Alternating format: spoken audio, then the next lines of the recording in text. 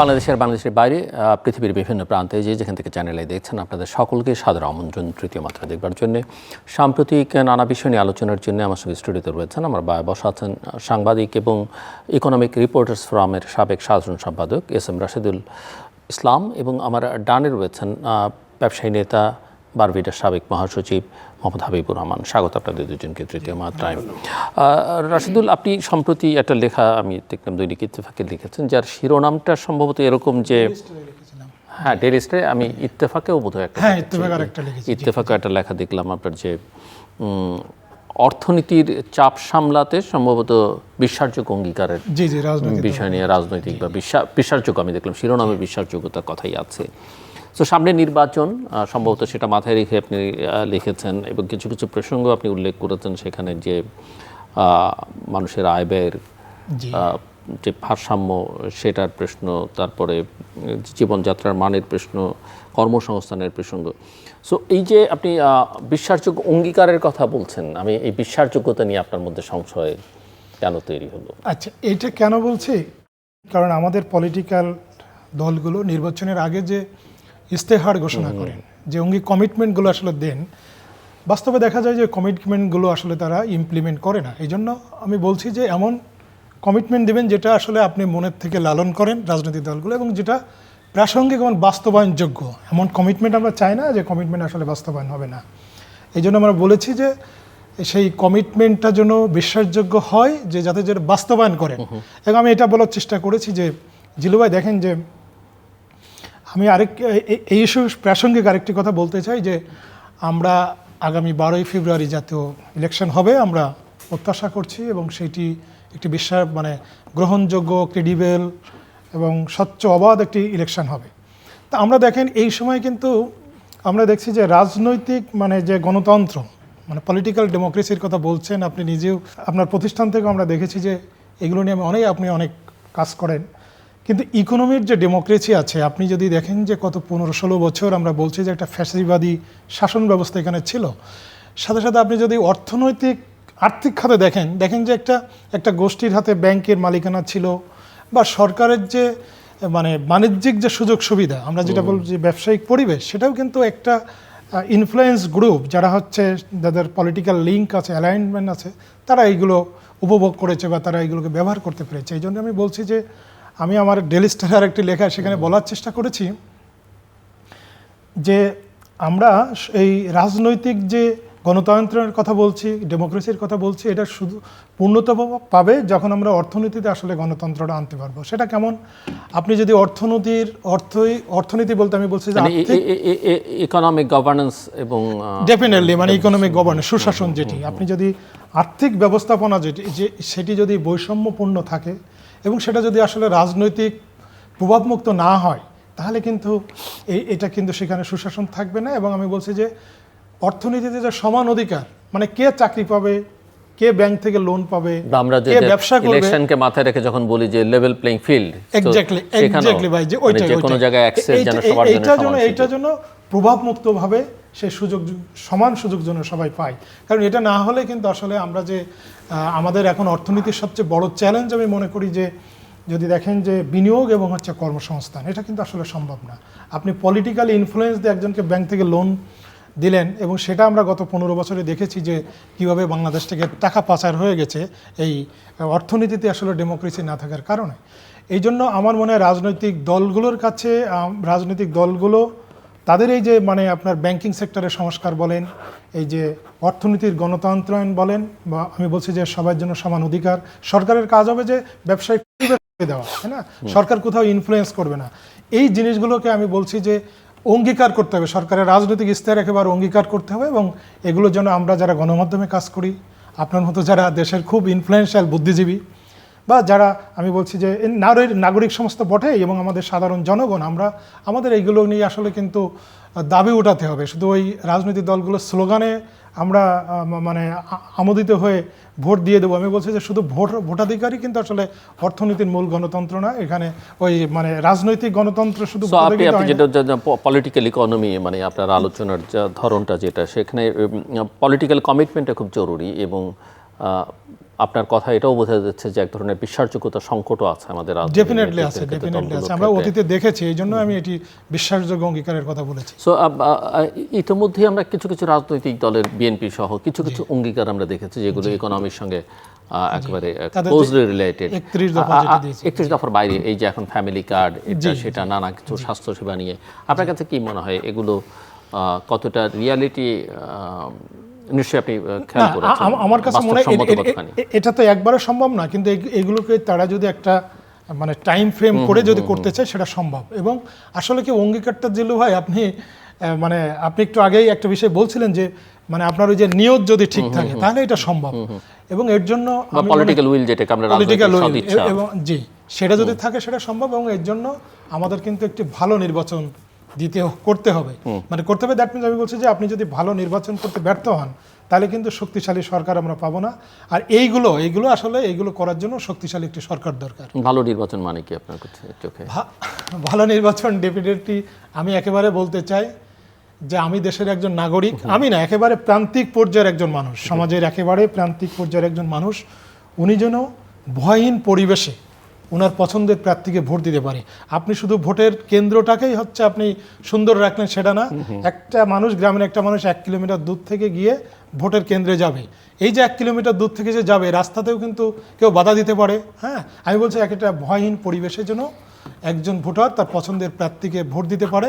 যদি এটা হয় তাহলে আমি বলবো যে আগামীতে একটা শক্তিশালী সরকার গঠিত হবে। এবং আমি যে অর্থনীতির গণতন্ত্রের কথা বলছি তাহলে সেগুলো তখনই আসলে বাস্তবায়ন করা সম্ভব হবে। দুর্বল সরকার দিয়ে সেটি সম্ভব না। বলছেন মিস্টার হাবিবুর রহমান। ধন্যবাদ। যেটা ওই প্রসঙ্গে বলি, প্রথম টেকসই অর্থনীতি, যেটা মানে উনি তো সাংবাদিকের চোখে দেখছেন, আপনি তো আমি ব্যবসায়ীর চোখে বলি। উনি যেভাবে শুরু করলেন সেভাবে বিষয়টা মানে আরেকটু ভিতরে গিয়ে আমি বলি, যেমন দুর্নীতি, এখানে মানে অর্থনীতির মধ্যে দুর্নীতি যেটা যেমন ব্যাংক লোনের ক্ষেত্রে যেটা স্বচ্ছতা, ব্যাংক লোন পাইতে গেলে পলিটিক্যাল প্রেশারটা একটা আছে, প্লাস গত সরকারের আমলে যেগুলো বারবার করে আমরা বলার চেষ্টা করছি, আমরা ব্যবসায়ীরাই বলছি, আবার আমরাও তেল মারছি, তেলের রাজনীতি থেকে বেরোতে পারি নাই, আমরা তেল মারতে গিয়ে অনেক কিছু করছি। কিন্তু বিষয়টা হচ্ছে ওই লোন পাইতে গেলে পলিটিক্যাল প্রেশারটা একটা ছিলই, তার মধ্যে আরেকটা বিষয় ছিল, লোন পাইতে গেলে আপনাকে দুর্নীতির আশ্রয় নিতে হইতো। দ্যাট ইজ আপনি এখন 5% 10% দিয়ে টাকা দিয়ে আপনি লোনটা পাইতে হইতো। যেমন 1 কোটি টাকা যদি নেন 5 লাখ টাকা আপনাকে দিতে হবে সাপোজ। এখন এই 5 লাখ টাকা দিতে গিয়ে আপনি ব্যবসা কয় টাকা করবেন সেটা কিন্তু উনি বিবেচনা করতেছেন না, এটা কিন্তু কেউ না কেউ নিয়ে ফেলতেছে। বিশেষ করে সরকারি ব্যাংকগুলো, জনতা ব্যাংক যেগুলো ব্যাংক ছিল, ইদানিং প্রাইভেট ব্যাংকেও এই প্রবণতা শুরু হয়েছে। এই জায়গাগুলো থেকে আমাদেরকে অনেক দূরে সরে আসতে হবে। যে আমি আমার ওই পুরান কথা দিয়ে শুরু করি, রূপান্তর, যেটা আমরা যে রূপান্তরের আশায় আজকে মানে 5 আগস্টের পর যে রূপান্তর আশা করছিলাম তার তো কিছুই পাই নাই। ইনফ্যাক্ট ভবিষ্যতে যে পাবো, দিলু ভাই, যেমন আমি 31 দফা দেখছি বিএনপির, ওখানে 17 নম্বর অথবা 18 নম্বর, আমি যদি ভুল করে না থাকি, 2টা কলাম আছে ব্যবসা বাণিজ্য নিয়ে। ওখানে আমি কিন্তু বিশদ কিছু দেখি নেই বিএনপির যেই ভবিষ্যৎ কর্মকাণ্ড। কারণ আমাদের কাছে আমি বিএনপির কথা এই জন্যই বলছি, আমরা যদি সুষ্ঠু, যেভাবে বলছি নির্বাচন সুষ্ঠু, অবাধ, স্বাভাবিক প্রক্রিয়ায় যদি নির্বাচনটা হয়, আমরা মোটামুটি ধরে নিচ্ছি যে BNP will be the next government এবং Tarique Rahman will be the next prime minister. আমরা ধরে নিতে পারি যে সুষ্ঠু। এখন প্রাসঙ্গিকভাবে বলতে হয়, আপনার কাছে আমার প্রশ্ন একটা আছে, কারণ আপনি তো এখনও পর্যন্ত নির্বাচন, আপনি সবচেয়ে বেশি নির্বাচন চান, কিন্তু নির্বাচনটা আপনি দেখেন না, বারবার করে আপনি যেই বর্ণনাটা দেন, যে ন্যারেটিভটা দাঁড় করান, চান যে নির্বাচনের যে প্রেক্ষাপট দরকার, সত্যিকার অর্থে পুলিশ স্টিল নট অ্যাক্টিভ। আপনি প্রশাসন এবং আমি চিরং চেম্বারের একটা ইলেকশন করতে গিয়ে দেখলাম যে যারা প্রশাসনিক দায়িত্বে আছেন, they are not that much efficient with this job. মানে আপনি একটা পর্যায় থেকে আরেকটা পর্যায়ে যখন রূপান্তর হয়, রূপান্তরের জন্য যেই সংযম দরকার, সেই সংযমটা এখনও পর্যন্ত আমাদের প্রশাসনিকভাবে আসে নাই। আপনি কেমনে সুষ্ঠু নির্বাচন করবেন? জাতীয় নির্বাচন হচ্ছে বিগ টার্ম। আপনি জাতীয় নির্বাচনের আগে এই যে আইন শৃঙ্খলা পরিস্থিতি যদি আপনি কন্ট্রোলে নিতে না পারেন, সুষ্ঠু নির্বাচন কোনোভাবে আশা করতে পারেন না। তার মধ্যে আপনি 2টা দল, যদি আমরা ধরে নিচ্ছি 2টা দল, আমরা একটা হচ্ছে বিএনপি আর একটা হচ্ছে জামাত। জামাত ইসলাম এবং তার সাথে যারা রিলেটেড। জামাতের 71 সালের অবস্থান, এর পরবর্তীতে আমরা যখন আমরা যখন পড়ালেখা করতেছিলাম, আমি চিটংয়ের লোক, চিটং ইউনিভার্সিটিতে যখন পড়ালেখা করি, তখন একটা বিষয় ছিল যে জামাতকে দেখলে আমরা ভয় পেতাম, শিবিরের ছেলেকে দেখলে। ওই অবস্থা থেকে এখন পর্যন্ত কতটুকু উত্তরণ হয়েছে আমরা কিন্তু জানি না। সুতরাং হঠাৎ করে বাংলাদেশের এই নির্বাচনকে ঘিরে, আগে ছিল বৃহত্তর দল আওয়ামী লীগ এবং বিএনপি, মারামারি যতটুকু হয়েছে দুইটাই অতটুকু, বাট এখন মারামারি না, এখন মেরে ফেলার যে সংস্কৃতি শুরু হবে, যদি এরকম কোনো কিছু সংখ্যার মধ্যে থাকে, তাহলে নির্বাচন কেমনে হবে? আপনার কাছে আমার আবারও প্রশ্ন, আপনার শ্রোতে আপনাকে প্রশ্ন করে রেখে গেলাম, আপনি কি নির্বাচনটা এখনও দেখেন কি না?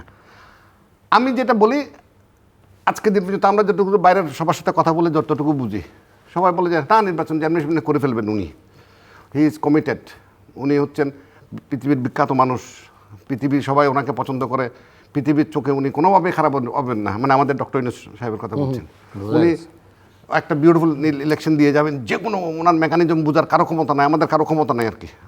আমরা সবাই বেকুব, আমরা ধরতে চাই আমরা বেকুব, উনি একটা ভালো নির্বাচন করুক না, আমি নিজেকে বেকুব ভাবতেই চাই যে একটা ভালো নির্বাচন হোক।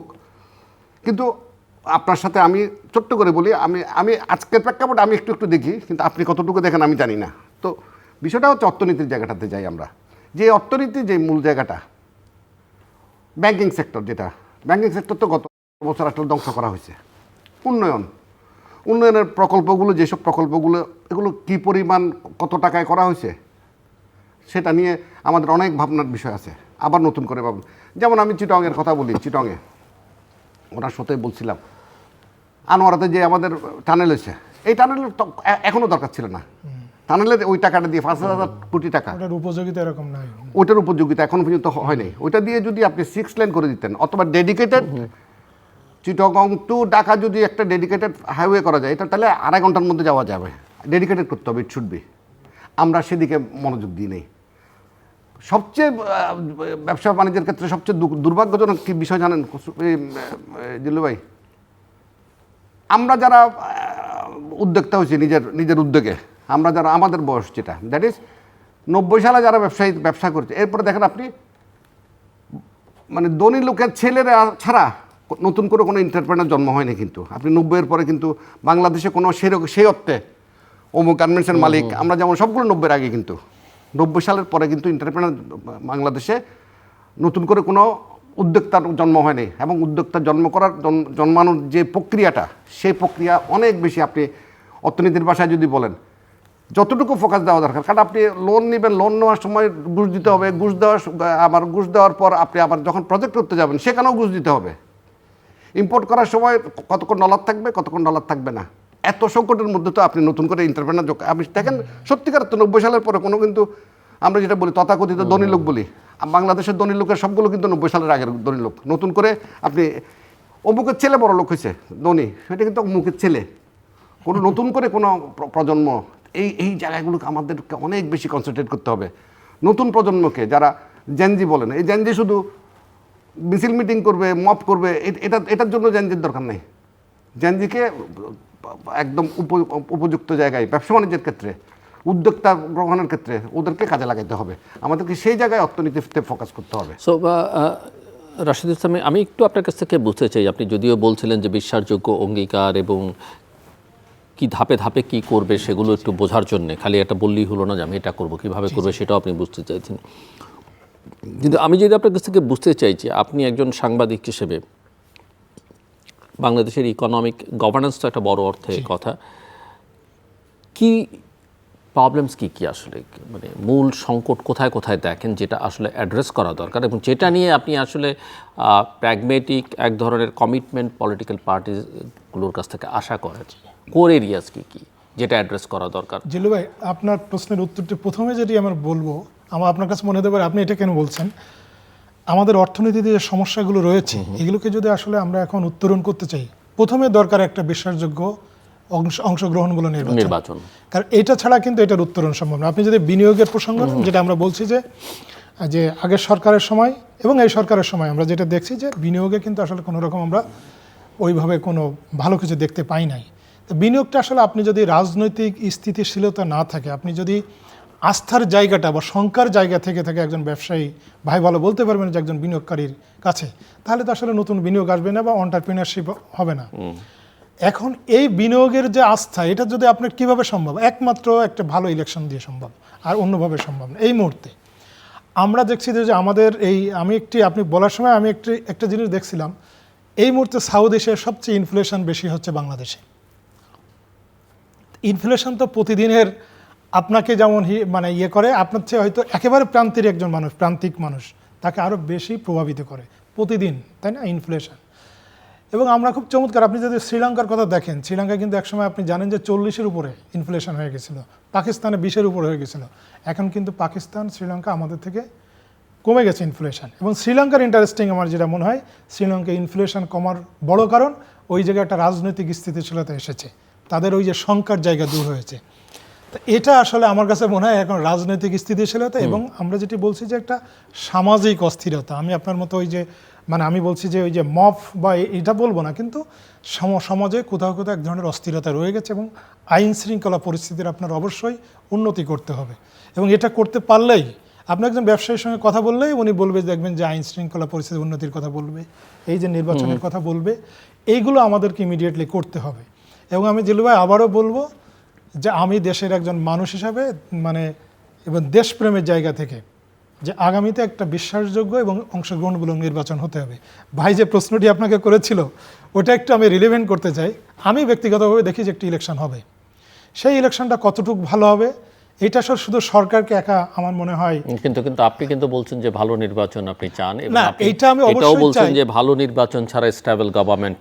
এই যে আমি বলছি যে শুধু এটা আমরা সরকার একা সরকারের উপর দায় দিব এমন না। আমি বলবো যে আমাদের যারা রাজনৈতিক দলগুলো আছে এখন, যারা অ্যাক্টিভ রাজনৈতিক দল, বিএনপি বলেন, জামাত ইসলাম বলেন বা এনসিপি অন্যান্য রাজনীতি, তাদেরই কিন্তু এখানে ভূমিকা আছে।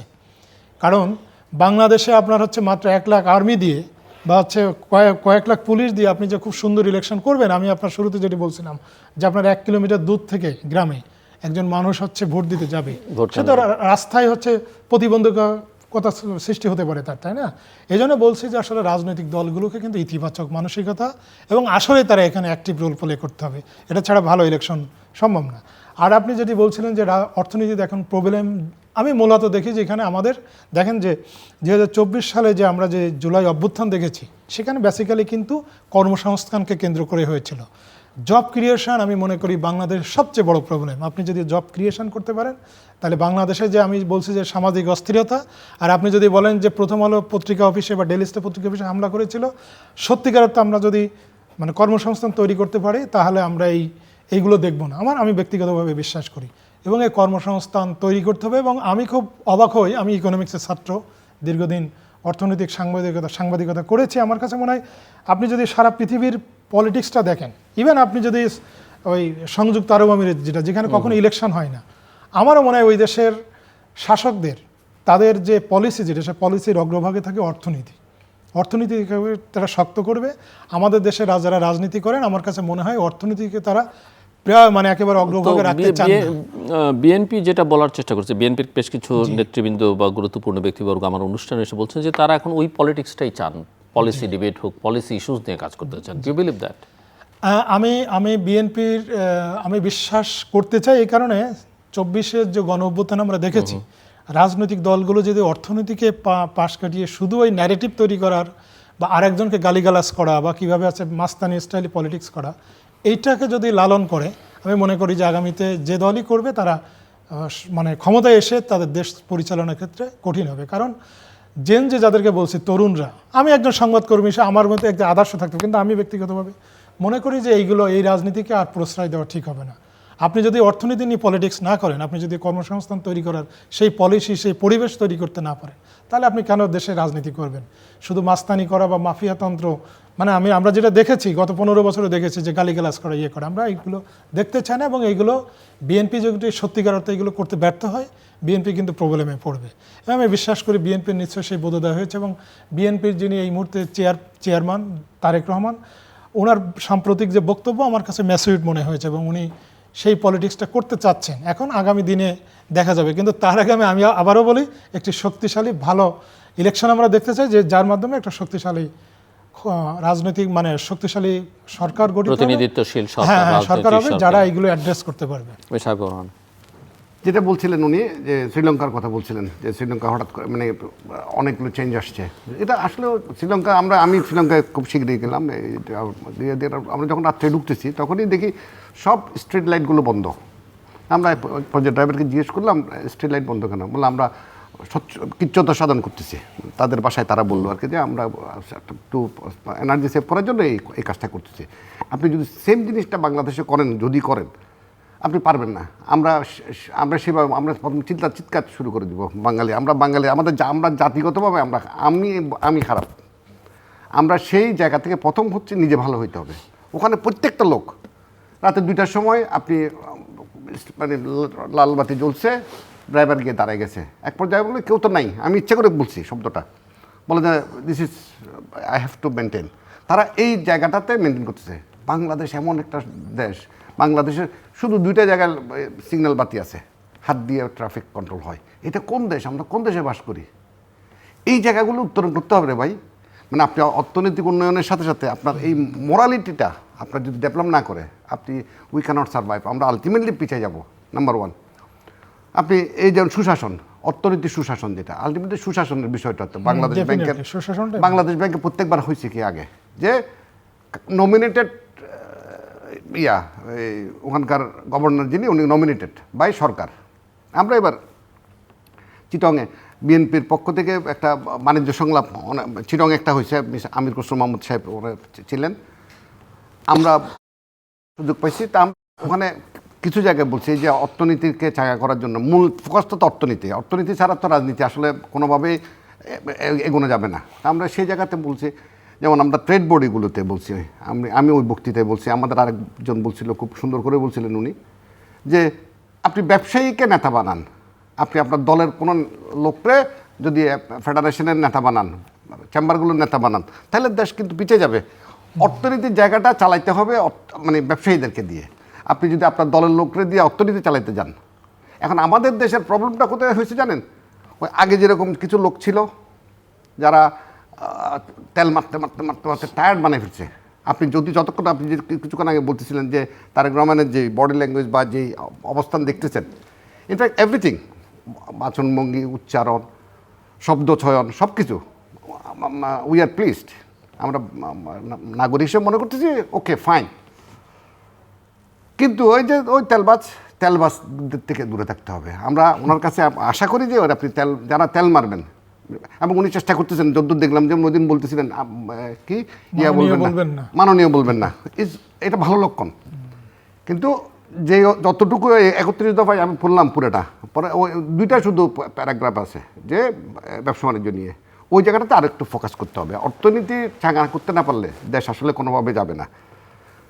আপনি আপনার বক্তব্য বললেন কর্মসংস্থান যদি সত্যিকার অর্থে করতে হয় আপনাকে ওই বিনিয়োগের সঙ্গে সম্পর্ক, এফডিআই যদি আপনার কাভার না করে, এবং আমরা যারা উদ্যোক্তা, ইভেন ডোমেস্টিক ইনভেস্টমেন্ট, আমি ওই জায়গাতে একদম সবচেয়ে দুঃখজনক হচ্ছে আমরা যারা উদ্যোক্তা, যারা ইন্ডাস্ট্রিদের মধ্যে একটা বিউটিফুল প্রবণতা হয়, একটা ইন্ডাস্ট্রি করলে তখন আরেকটা করতে ইচ্ছে করে, আরেকটা, মানে আপনি যদি একটু ভালো থাকেন, ব্যবসা বাণিজ্য যদি লোনটা যদি আপনি প্রপারলি পান, ব্যাংক সাপোর্টটা যদি পান, তাহলে কিন্তু আরেকটা ফ্যাক্টরি করতে ইচ্ছা করে। এটা আমাদের ব্যবসায়ীদের স্বভাব চরিত। কিন্তু এই মুহূর্তে কোনো ব্যবসায়ী আমি গত 1 বছরের মধ্যে কাউকে কোনো প্ল্যান করতে দেখি নেই। কারণ যেটা আছে, যেমন বিকেএমই যারা মানে তুলা নিয়ে যে সংকটে আছে, আপনি এই সংকটের মধ্যে নতুন করে ফ্যাক্টরি কেমনে করবেন? গার্মেন্টসগুলো নতুন করে আপনি গার্মেন্টস কেমনে করবেন?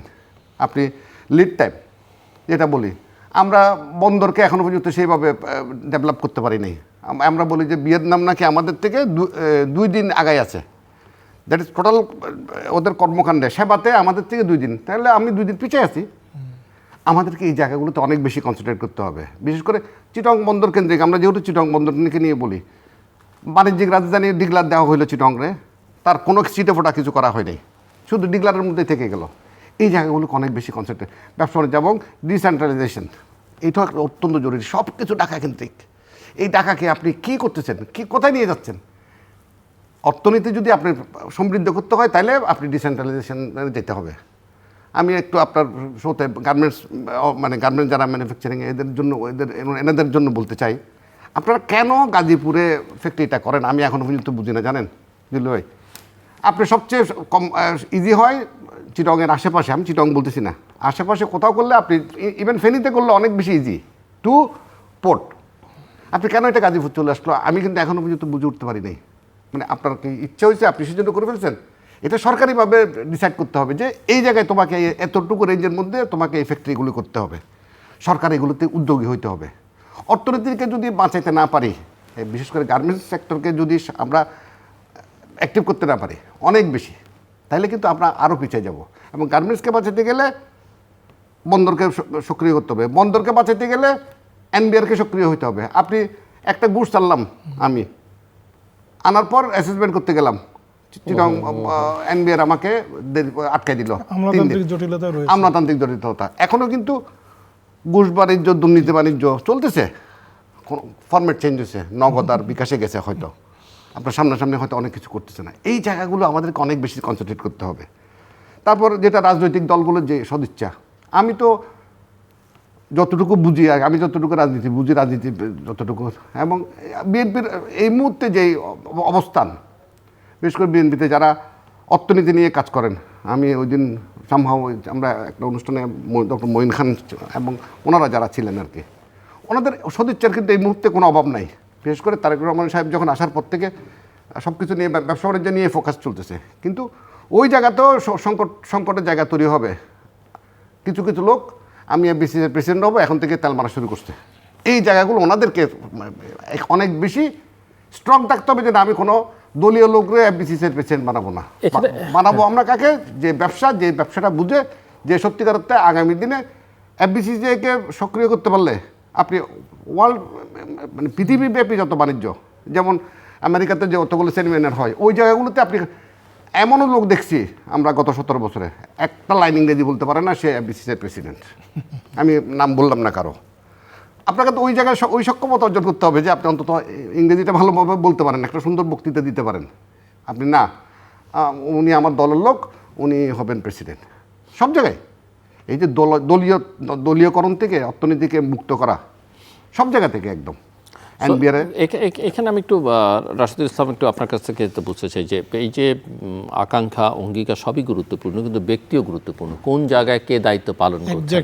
অন্যান্য দেশে এটা অনেক সময় বোঝা যায় যে এই সরকার, এরা ক্ষমতায় গেলে এদের ফাইন্যান্স মিনিস্টার কে হবে, কমার্স মিনিস্টার কে হবে, ফরেন মিনিস্টার কে হবে, বাংলাদেশ ব্যাংকের মতো বা সেন্ট্রাল ব্যাংকের গভর্নর কে হবে, এরকম কোনো সাধারণ ধারণা কি আছে? বা এটা কতখানি আসলে গুরুত্বপূর্ণ, নাকি পলিসিটাই আসলে গুরুত্বপূর্ণ, ব্যক্তি ম্যাটার করে না? না, ব্যক্তি তো অবশ্যই ম্যাটার করে। এবং আমি মনে করি যে উনি তারেক রহমান সাহেবের কথা বলছিলেন, যদি আগামীতে বিএনপি ক্ষমতায় আসে, নিশ্চয়ই তারেক রহমান সাহেবকে বিশেষ করে আর্থিক সেক্টরে চুজ করতে হবে মেধাবী, একই সাথে দক্ষ মানুষকে। হ্যাঁ, আপনার পলিটিক্যাল আইডিওলজির লোক অনেক আছে, তার পলিটিক্যাল আইডিওলজি বিলং করে এরকম অনেক লোকই আছে। সেটা যদি না করতে পারি তাহলে কিন্তু আমাদের অর্থনীতির যে অবস্থা এই মুহূর্তে, একটা চ্যালেঞ্জিং অবস্থা, এটাকে কিন্তু আসলে আমরা একটা প্রাণ চাঞ্চল্যতা তৈরি করা সেই জায়গায় নিয়ে আসতে পারবো না। দেখুন, আমার কাছে যেটা আমি মনে হয়েছে, আমাদের বাংলাদেশ ব্যাংকের যিনি বর্তমান গভর্নর, আপনি যদি এই সরকারের যারা আছে অ্যাডভাইজার সহ, আমি যা সবার প্রতি শ্রদ্ধা রেখে বলতে চাই যে ওনার পারফরমেন্সটা আমি কিন্তু ব্যক্তিগতভাবে হ্যাপি ওনার পারফরমেন্সে।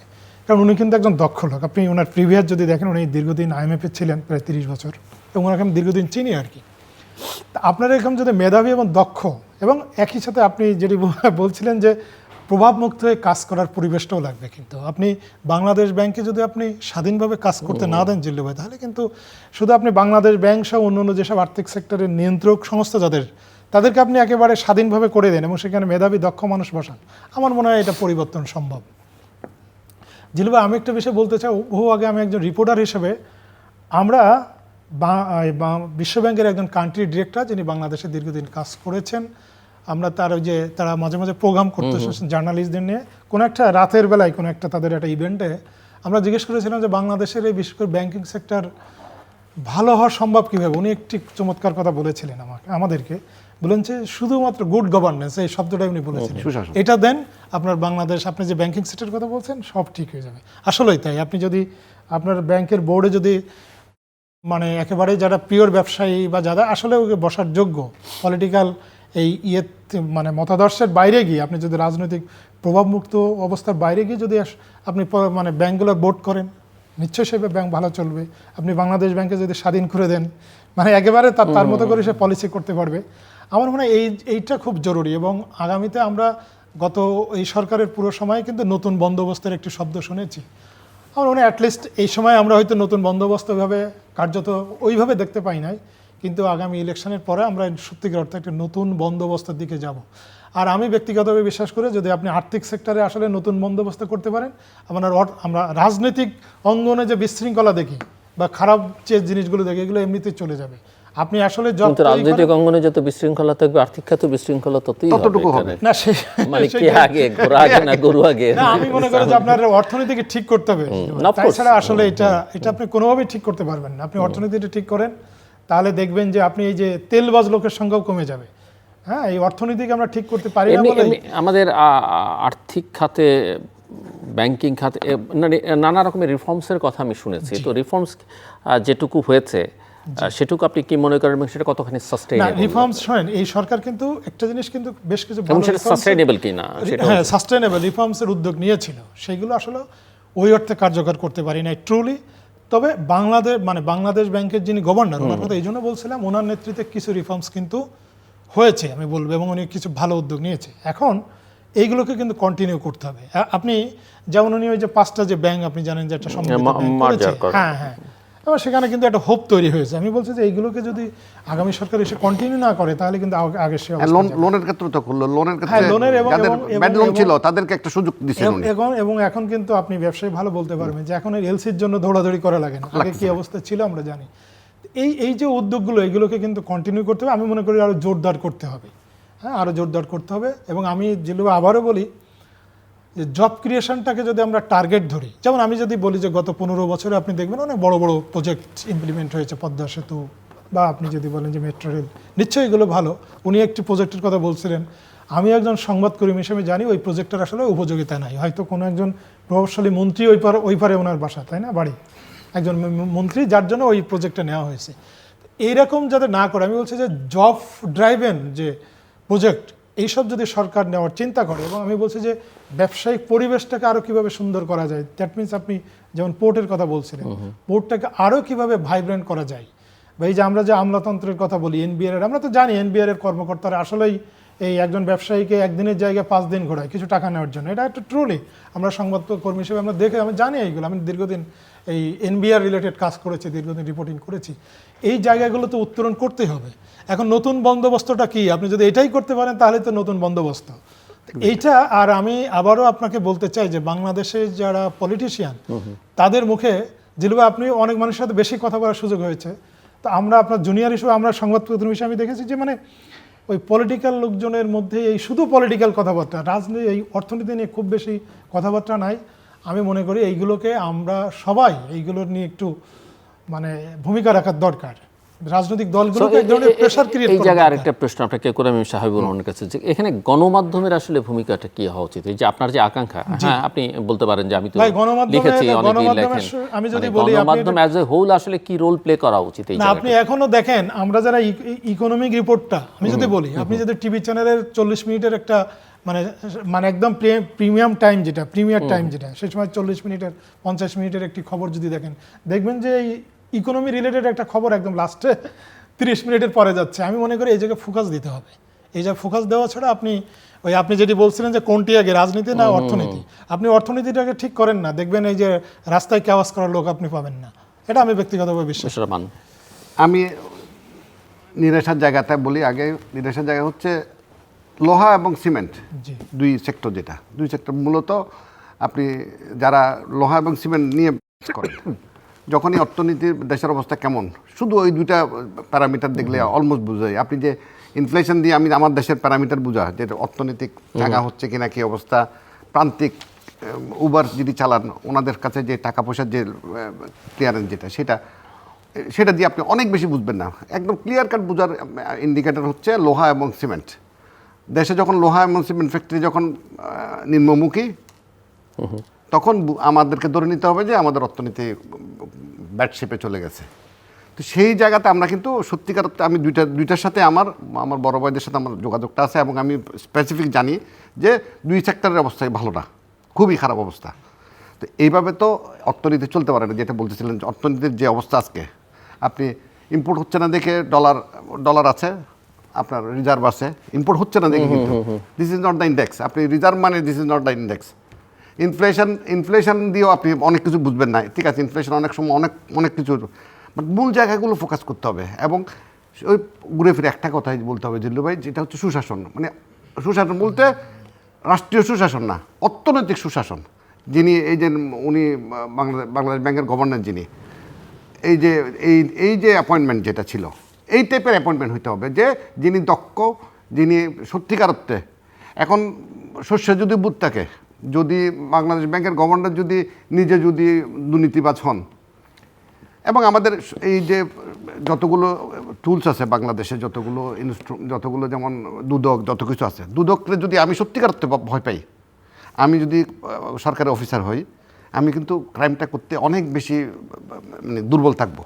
কারণ আমরা তো কেউ দুর্বল নাই, আমি ক্রাইম করে আলটিমেটলি টাকা পয়সা দিয়ে আমি পার হয়ে যাব। যদি আমার মধ্যে ওই ব্যবস্থা থাকে, বন্দোবস্তটা করতে হবে, ক্রাইম ফ্রি করতে হবে, দুর্নীতিমুক্ত। প্রথম দুর্নীতিমুক্ত হইলেই কিন্তু স্বাভাবিকভাবে আমরা অর্থনীতি চাঙ্গা হবে। অর্থনীতি যতক্ষণ পর্যন্ত, এখন আপনি যদি জানেন যে আমি ট্যাক্স দিব না 1 টাকাও, পরে আমি একটা ঘুষ দিয়ে অফিসারকে ডেকে এনে ঘুষ দিয়ে আমি বেরিয়ে যাব, তখন আমি একটা সার্টিফিকেট নিয়ে নিব লামসাম দিয়ে, স্টিল গোয়িং অন। এইটা কিন্তু দুঃখজনক হচ্ছে এখনও। কেন এই ডিজিটাল যুগে এআই দেখতেছি আমরা, জেনজি, এইসব এত গল্পের মধ্যে আমরা এখনও কিন্তু দুর্নীতি আগের জায়গায় ঠিক আছে, দুর্নীতির জায়গায় দুর্নীতি আছে, ফরম্যাটটা চেঞ্জ হয়েছে। প্রথম হচ্ছে দুর্নীতি ঠেকাতে হবে। দুর্নীতি যতক্ষণ পর্যন্ত ঠেকানো যাবে না, ততক্ষণ পর্যন্ত এই দেশের কোনো উন্নতি নেই। দুর্নীতি ঠেকানোর মূল জায়গা হচ্ছে আমাকে সৎ হইতে হবে, আমি নিজে সৎ হইতে হবে। আমরা তো সে সৎ হইতে পারতেছি না, যে যায় লঙ্কা সেই হয় রাবণ। এবং আবারও পুরান কথা দিয়ে বলি, যারাই আসছে, যারাই করে, আমাদের বন্ধুবান্ধব যিনি ওই চেয়ারটাতে যখনই বসেন, তখনই উনি চোখ উল্টে ফেলেন, চোখটা ঠাস করে উল্টে ফেলেন, যে ওনার তখন ঘুষ খাইতে হবে, ওনাকে অনেক দামি কাপড় পরতে হবে। উনি কিন্তু আগে পরেন নাই, ওনাকে দামি গড়িটা পরতে হবে। এই জায়গাগুলোতে তো আপনাকে সংযত হইতে হবে। যখনই আপনি চেয়ারটা পাইতেছেন, তখনই আপনাকে দুর্নীতি আপনাকে চেয়ে ধরতেছে। কেন রে ভাই, আমরা কি ভালো হইতে পারি না? আমরা কোনোভাবেই ভালো হচ্ছি না। এবং কোনো সেক্টরে দেখেন, একটা সেক্টর যদি ভালো হয়, কোনোটা, এবং আমি আমার সেক্টরের আরেকটার সঙ্গে ইন্টারলিঙ্ক ছোট্ট একটা জিনিস, যে আজকে একটা নিউজ হচ্ছে গতকালকে, যে 5 বছরের অধিকারে আমদানি করা যাবে আমার সেক্টরে। এটা কিন্তু একদম সাংবাদিকতার কথাই যদি বলি, এটা কোনো এটা নিউজই হইতে পারে না। করছে কি, নিউজটা করে দিয়েছেন একটা পত্রিকা, কিন্তু আসলে এরকম কোনো গল্প হয়নি। আমরা প্রতিবারই একটা দেই আমাদের পক্ষ থেকে, যে প্রস্তাব দেই এটা বাড়ানো হোক। আপনি তো জানেন আমরা 10 বছর চাইছি, অন্তত 7 বছর করে দেখ। ওই প্রস্তাবটাকে উনি বলতেছেন হয়ে গেছে, নিউজ করে দিছে। এই নিউজও তো আমরা চাই না। বাট এটা করলে কি হবে, সেই জায়গাগুলো যদি কেউ লিখে দিতেন, ওই সাংবাদিক, যে দেশের বৈদেশিক মুদ্রা সাশ্রয় হবে। ভাই, যদি গাড়ি, যে $10,000 যে গাড়িটা এখন 5 বছরের পুরাতন কিনি, সেটা যদি 7 বছরের কেনা যায়, কারণ কম্পিটিশনটা অনেক কমে যাবে অন্যান্য দেশের সাথে, আমি কিন্তু $5,000 পাবো।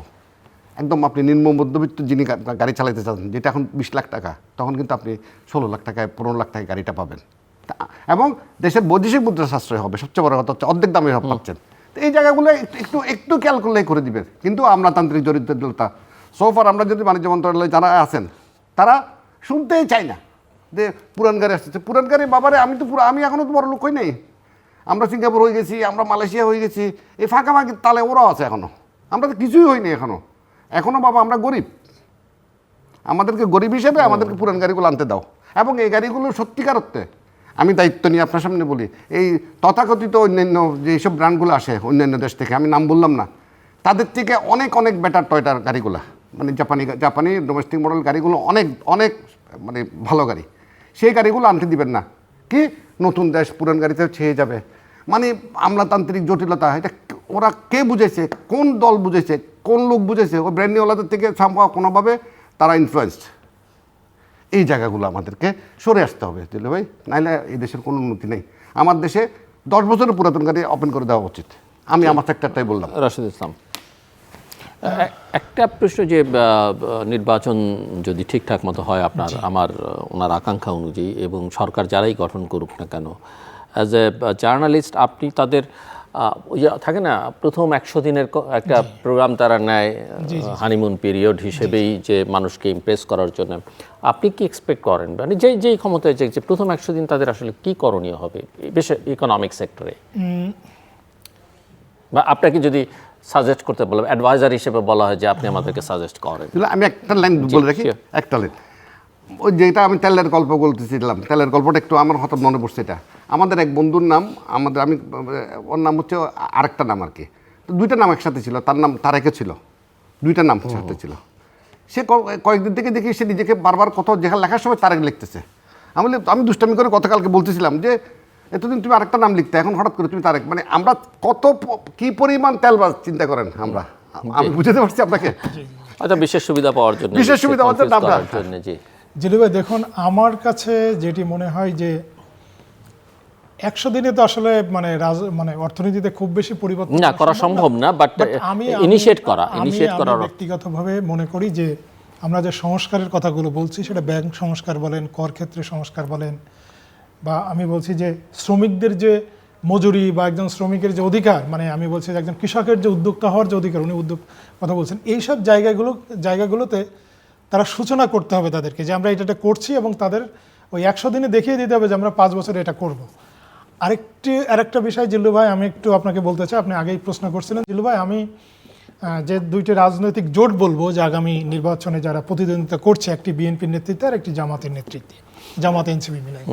তা আপনি দেখেন জামাত তো সবসময় বলছে যে তারা সুশাসনে বিশ্বাস করে, তারা গণতন্ত্র দুর্নীতিকে তারা সবচেয়ে মানে একেবারে জিরো টলারেন্স লেভেলে নিয়ে যাবে তারা বলছে।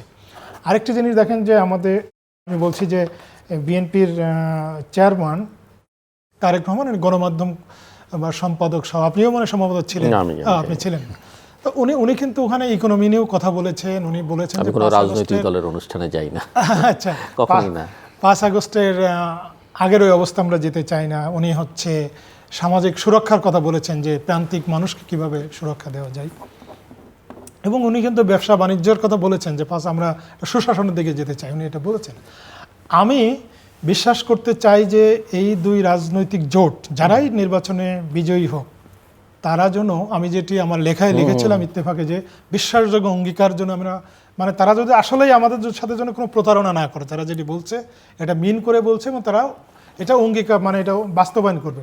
আর আমরা গণমাধ্যম কর্মীরা কি করতে পারি, যে তারা যে অঙ্গীকারগুলো করেছে, যে আপনি বলেছিলেন যে আমি এই সেক্টরে সংস্কার করব, আমি বাংলাদেশ ব্যাংকে স্বাধীন মানে তারা স্বাধীনভাবে চলবে, আমি যোগ্য এবং মেধাবী লোককে আমি বসাবো, উনি যেটি বলছিলেন যে চেম্বারের নেতৃত্বে, কারণ ট্রেড পলিটিক্সটা কিন্তু খুব ইম্পর্টেন্ট। আপনি যদি বিজিএমইতে একজন দলবাজ একেবারে অযোগ্য লোককে বসান, বিজেএমই কিন্তু ওটা চলবে না আর কি। বিজেএমই কিন্তু খুবই মানে বাংলাদেশে যদি রপ্তানি এই যে সেক্টর একদম খুবই ভাইটাল রোল প্লে করে, হ্যাঁ, এবং তারা কিন্তু অনেক সরকারের একটা কাজের পার্ট তাদের কাছে আছে। এই যে আপনার ওইটারে কি বলে যেন, সরকারের একটা ওই যে আপনার রপ্তানির ক্ষেত্রে তাদের কাছে একটা কাগজ নিতে হয় সম্ভবত, যেটা সরকারের দেওয়ার কথা, আগে ইবিবি থেকে দিতে, এখন বিজেপি থেকে দেওয়া। আমি বলছি যে এসব জায়গায় যদি যোগ্য লোক না আসে, এবং আমরা দেখতে চাই যে তারা আসলে মেধাবী এবং যোগ্য লোকগুলোকে বসাবে।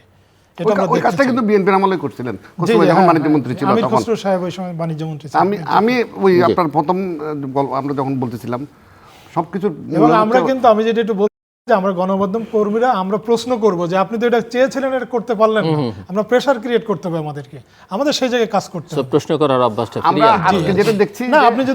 আপনি যদি হচ্ছে একটা কমিটমেন্ট করে সেটা বাস্তবায়ন না করেন, আপনি বলছেন যে আমি ফ্যামিলি কার্ড দেবো, সেটা যদি আপনি বাস্তবায়ন না করতে পারেন, সেটা তো প্রশ্ন করতে হবে রাজনৈতিক দলকে। ওই শেষ ওইভাবে বলি আমি যে ইন্নামাল আমালু বিন্নিয়াত, আপনি বলতেছিলেন অবশ্যই কর্মের ফল নিয়তের উপর নির্ভরশীল। ওনাদের নিয়তটা কি আমরা প্রথম বুঝতে হবে। নিয়ত যদি আসলে পরিষ্কার থাকে, আলটিমেটলি এটার সফলতা আসবে। এবং এরপরে আমাদের আসলে এরপরে হারলে বাংলাদেশ হেরে যাবে, যেটা বারবার করে বলি আর কি। যদি রাজনৈতিক সরকার আসে, তারা যদি কোনোভাবে ফেল করে, বাংলাদেশের ক্ষতি হবে, বাংলাদেশ হারাই যাবে, বাংলাদেশের ক্ষতি হবে। আমরা বাংলাদেশের ক্ষতি হোক সেটা কোনোভাবেই চাই না। সেই জন্য একটা সুষ্ঠু নির্বাচন চাই। যদিও আমরা এখন অনেক সংখ্যার মধ্যে আছি যে নির্বাচনটা, কারণ দৃশ্যমান হচ্ছে না কোনো কিছুই, যে নির্বাচনের একটা আমেজ থাকে না, ওই আমেজটা কোনোভাবেই আসতেছে না। এখনও আমাদের যারা ক্যান্ডিডেট তারা ওই রাস্তাঘাটে আছে কিছু, কিন্তু খুব একটা অ্যাক্টিভ না। ইলেকশন কমিশন ক্যাম্পেইন তো 22 তারিখ থেকে 22 তারিখ তো সব মিলাইয়া আমরা ওই নিয়তটা পরিষ্কার থাকলে আমরা যারাই আসেন, বিশেষ করে আমরা ধরে নিচ্ছি যদি সুষ্ঠু নির্বাচন হয় বিএনপি উইল বি দ্য ক্ষমতায় আসবে। এবং আমাদের কাছে আসলে অনেক বেশি অপশনও নাই বাংলাদেশে এই মুহূর্তে। Tarique Rahman will be the prime minister, ওইটাই আমাদের কাছে অপশন। আমরা যারা ব্যবসা বাণিজ্য করে আমরা মনে করি যে ওইটাই বেস্ট অপশন। তো সেই জায়গায় ওনার নিয়তটা যদি পরিষ্কার থাকে আমরা মনে হয় ইনশাল্লাহ সার্ভাইভ করে যাব। তো আপনি প্রথম 100 দিনে কি দেখতে চান, কি প্রত্যাশা, মানে কি ধরনের ইনিশিয়েটিভ দেখতে চান? আমি ওনার একটা প্ল্যান, যেটা প্ল্যান করছেন, এবং উনি শুধু আমার কাছে ওনার কাছে আমার 100 দিনের কিছু না। 100 দিন প্রথম 100 দিনে উনি দান্দাবাজ তেলবাজ ওদের থেকে মুক্ত থেকে যারা ওনার সম্বন্ধে ওনার কর্মকাণ্ড নিয়ে যারা সমালোচনা করবেন সেই লোকদের সাথে বেশি সময় কাটাবেন এই 100 দিন। তারপর ভালো রেজাল্ট হবে ইনশাল্লাহ।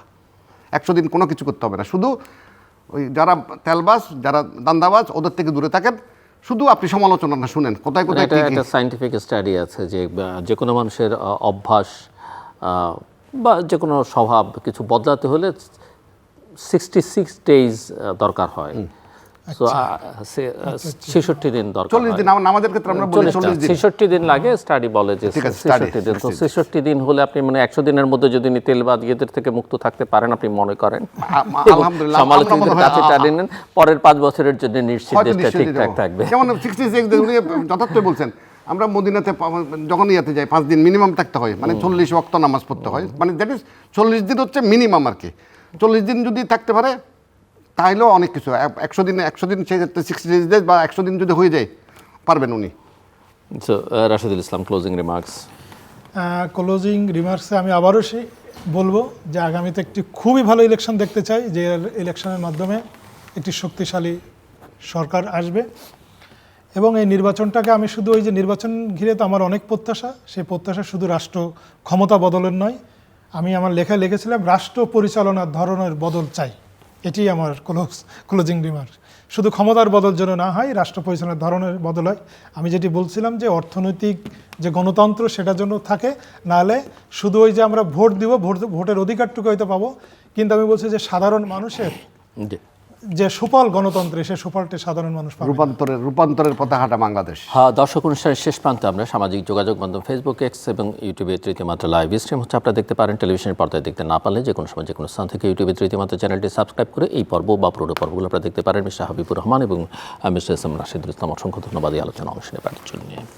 দর্শক, আমার এক অতিথি যিনি ডানে বসে ব্যবসায়ী নেতা, তিনি একটু নির্বাচন দেখতে পান, আর বাই যিনি আছেন সাংবাদিক, তিনি মনে করেন যে একটা ভালো নির্বাচন খুবই দরকার বাংলাদেশের জন্য।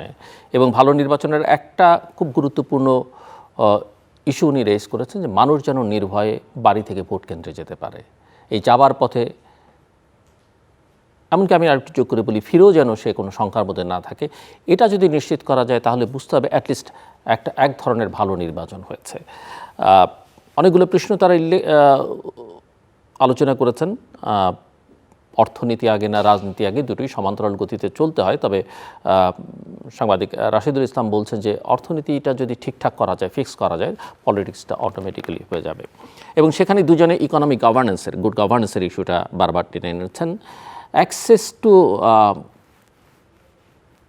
ফাইন্যান্স, অ্যাক্সেস টু যে কোনো এমপ্লয়মেন্ট, সব জায়গায় মানুষের অধিকারটা যেন, সুযোগটা যেন সমান থাকে, যেটা আমরা রাজনীতির ক্ষেত্রে এখন রাজনৈতিক দলগুলো মাঝে মধ্যে অভিযোগ করছে যে লেভেল প্লেইং ফিল্ড নেই। এই লেভেল প্লেইং ফিল্ডটা আসলে সব জায়গায় নিশ্চিত করতে হবে। এবং পলিটিক্যাল উইলটা আসলে ইম্পর্ট্যান্ট। ইচ্ছাটা যদি থাকে, নিয়তটা যদি ঠিক হয়, তাহলে ভালো কিছু করবার একটা সম্ভাবনা থাকে। এবং যে কারণে ওনারা বলছেন, মিস্টার রাশেদুল ইসলাম বলছেন যে রাষ্ট্র পরিচালনার ধরনে একটা বড় বদল আনতে হবে। মিস্টার হাবিবুর রহমান আবার বলছিলেন যে 100 দিনেই তিনি কি দেখতে চান, তিনি দেখতে চান যে সরকার প্রধান এই যে চামচাদের থেকে দূরে থাকবেন, দুর্নীতিবাজ থেকে দূরে থাকবেন, সমালোচকদের কথা শুনবেন, এরকম একটা পরিবেশ তৈরি করতে পারলে একটা সম্ভাবনা তৈরি হতে পারে বাংলাদেশে। এবং এই জায়গায় ওনারা দুজনেই মনে করেন যে একটা স্টেবল গভর্নমেন্ট খুব দরকার, নির্বাচিত জনপ্রতিনিধিত্বশীল দরকার, সরকার দরকার। সেটা নিশ্চিত করা গেলে দেশি বিদেশি বিনিয়োগ হবে, বিনিয়োগ হলে কর্মসংস্থান হবে, একটা আরেকটার সঙ্গে সম্পর্কিত। এবং শ্রমিক কৃষকের জন্য কিছু করা, মানে সমাজের যে মার্জিনালাইজড, অবহেলিত, বঞ্চিত যারা, তাদের জন্য গণতন্ত্রের সুফলটা বা অর্থনীতি, এই যে গভর্নেন্সের কথা বলতে, তার সুফল যেন মানুষ পায়, সেটা আসলে সাধারণ মানুষ পায়, সেটা নিশ্চিত করতে হবে। এবং সেটা যদি করা যায় তাহলে মানুষের অনেক প্রত্যাশা বা এই যে বিগত দিনগুলোতে যে রক্তদান, সেটা সফল হবে, তার একটা উপকারিতা পাওয়া যাবে। অঙ্গীকার যা করবেন সেটা নিয়ে যেন তারা প্রতারণা না করেন। অতীতে অনেক বিষয়ে রাজনৈতিক দলগুলো অঙ্গীকার করেছে, নির্বাচনের পর ম্যানিফেস্টোর পাতা উল্টে পাল্টে দেখেনি। আর সব কথা শেষ কথা, মানুষের মধ্যে শঙ্কা, উদ্বেগ নির্বাচনকে ঘিরে বা সব কিছু নিয়ে যেটা, সেটা হচ্ছে দেশের আইন শৃঙ্খলা পরিস্থিতি। এটা যতক্ষণ উন্নতি না করা যাচ্ছে, বাকি জায়গাগুলোতে অচল অবস্থাটা থাকবে। এবং এটা কেন গত 13-14 মাসে হলো না, সেটা একটা বড় প্রশ্ন, যে এই জায়গাটা কেন ঠিকঠাক করা গেল না। আমাদের সঙ্গে থাকবার জন্য অসংখ্য ধন্যবাদ। আপনাদের সবার জন্য শুভকামনা।